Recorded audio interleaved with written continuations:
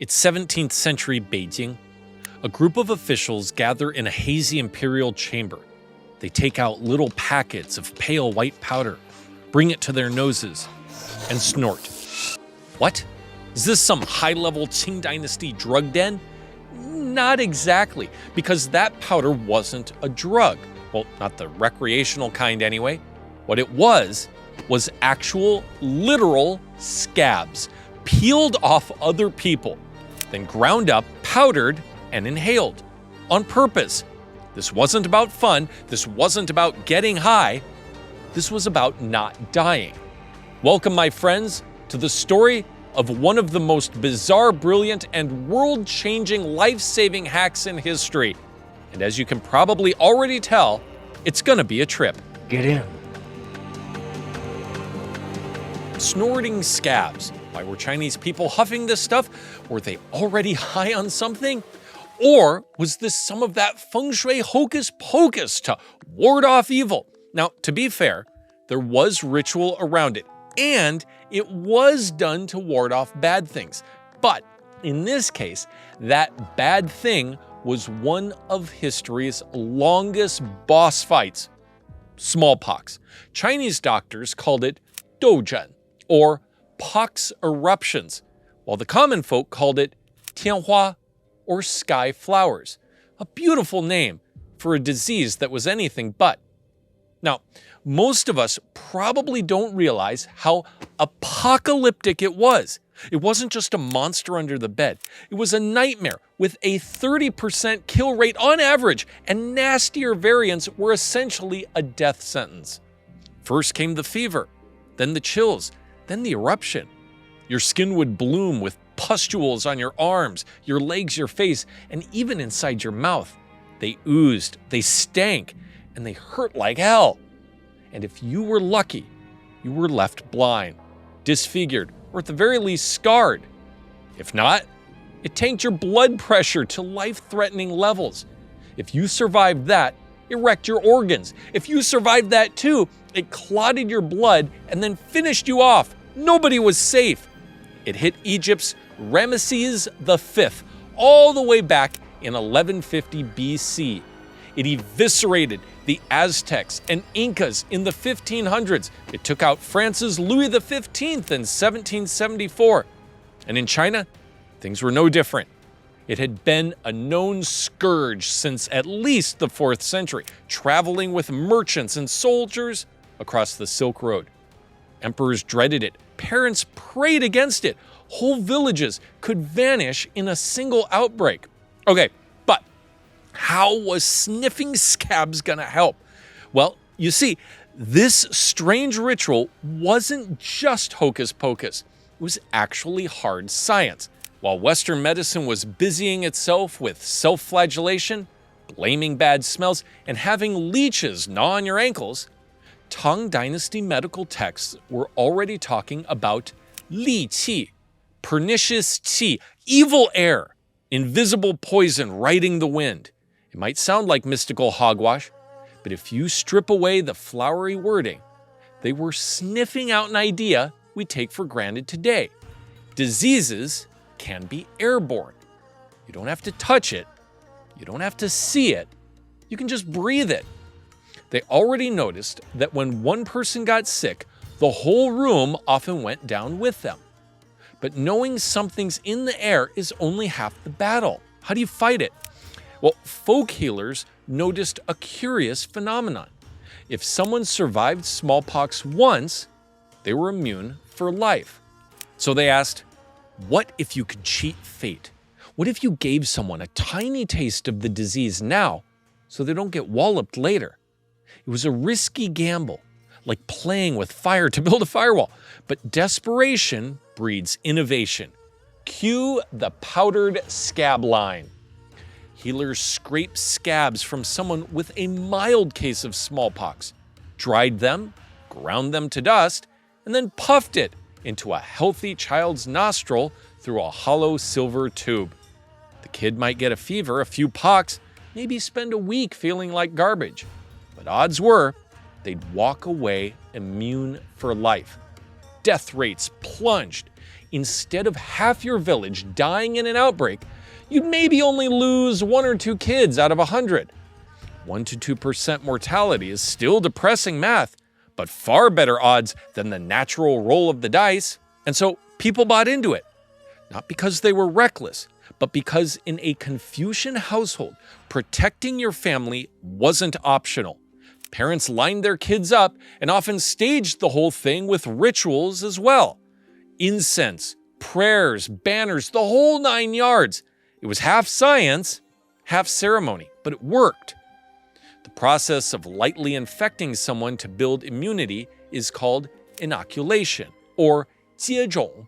Jie means to receive, and zhǒng means type or strain. In English, the term for smallpox inoculation is variolation, from the scientific name variola. Finally, in the late 17th century, the biggest stamp of approval came right from the top. In 1661, the Shunzhi emperor of the Qing dynasty was dying of smallpox, and on his deathbed, he made his 3rd son the emperor, probably because the kid had already survived the disease. This son would become the famously forward-thinking Kangxi emperor, and he quickly decided he wasn't going to leave anything to chance. In 1678, he had his entire family variolated, and in 1681, he ordered the same for the military. What was once quietly whispered was now imperial policy, and the gospel of variolation soon spread across the empire. Now, you might be thinking, hold on a second. That's great and all, but wasn't the smallpox vaccine invented by some English guy and not the Chinese? Yes, with a caveat.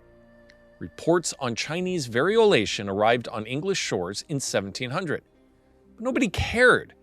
It wasn't until 1722 when one Lady Mary Wortley Montagu had her kids variolated in Constantinople. Did Londoners finally start to take note? But their first reaction was shock and horror. Infect kids on purpose? That wasn't just madness, it was murder! But the numbers didn't lie. The survival rate skyrocketed, and by mid-18th century, the procedure had spread across Europe and even to America. Then in 1796, Englishman Edward Jenner made his famous breakthrough. He proved that cowpox, a much milder cousin, gave immunity to smallpox. His solution? Do variolation with cowpox instead. Safer, cleaner, and just as effective. And the scientific name for cowpox? Variola vaccinē. That's where the word vaccine comes from. In Chinese, a vaccine is now called yìmiáo, or literally, epidemic seedling. And so, Jenner gets all the glory. But China already had this concept going for a solid century at least. You see, we've only talked about Qing-era variolations because that's when it really blew up on an imperial scale. But some say it started as far back as the Song dynasty in the late 960s. That puts Europe behind by almost a millennium. Even with a more conservative estimate, they were still behind by 200 years, as there were clear written references to Chinese variolation in the 1500s. Early spread may have been slowed by secrecy. Some doctors guarded the method like a trade secret. Big Pharma before Big Pharma. But what we know for sure is that by the end of the Ming Dynasty, it was widespread enough that some local authorities banned the use of scabs from severely infected patients because it was known for being too dangerous. Which is to say, ancient China may not have bothered to perfect its inventions. But you gotta admit, it was the first to come up with the idea. But the real revolution wasn't just the technique, it was the mindset. To believe inoculation worked, you had to accept that disease wasn't always divine punishment or random fate. It followed rules. You could reproduce it, and you could manipulate it. And if you could manipulate it, you could fight it. This was the quiet dawn of germ therapy, centuries before sterilized laboratories with modern microscopes and petri dishes. Instead, these were hazy rooms with draped banners, burning incense, and a guy gently blowing a powdered scab into a child's nose, with everyone in the room utterly terrified, but also hopeful. Because this was science on the edge, playing chicken with death, daring the body to learn. And more often than not, it worked.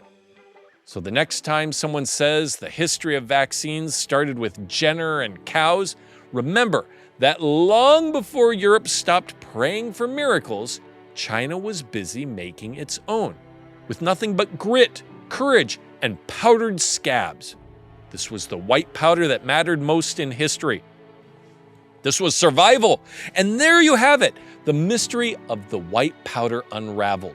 What started as a sniff of scabs in ancient China became the spark that lit the fuse for modern vaccines, outpacing the West by centuries and saving millions from history's deadliest bloom. While Europe chased miasmas and miracles, Chinese ingenuity turned peril into protection, proving that sometimes the best defense is a daring offense. And that is the real high. Any more crazy bits of history you want to know about? Drop those in the comments and subscribe for our next surprising story. And until next time, stay healthy and 再见!